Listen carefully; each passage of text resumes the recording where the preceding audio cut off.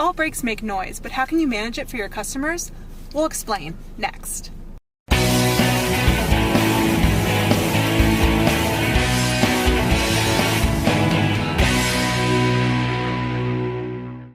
Hi, I'm Maddie Winer with Tire Review. When a brake's friction material makes contact with the rotor, it causes the brake pad and rotor to vibrate. The vibration moves the air around and makes noise. Vibrations can go into the caliper, wheel flange, and knuckle, and ultimately are heard by the driver. When you open your next box of brake pads, how do you know if they might become a noise complaint?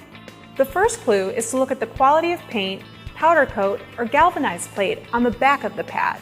If the outer layer can't survive the trip from the factory to your shop without being damaged or flaking off in the box, just imagine what will happen when it is installed on the vehicle. Galvanized plating on some brake pads protects beyond an exposed backing plate and extends under the friction material.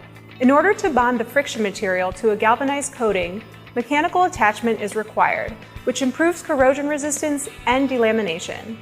Next, look at the shim. If the box claims it is a floating shim and it's held on with an adhesive, it might be a clue that the manufacturer wanted to give the appearance of a full floating shim without doing their engineering homework. Some applications might not require a shim, or it could be attached with adhesives or stakes.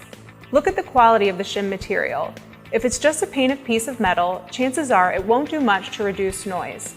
If the shim looks like a sandwich of materials, it's a sign the engineering behind the shim might be sound. I'm Maddie Winer, coming to you from the Tire Review Continental Tire Studio at Babcox Media. Thanks for watching.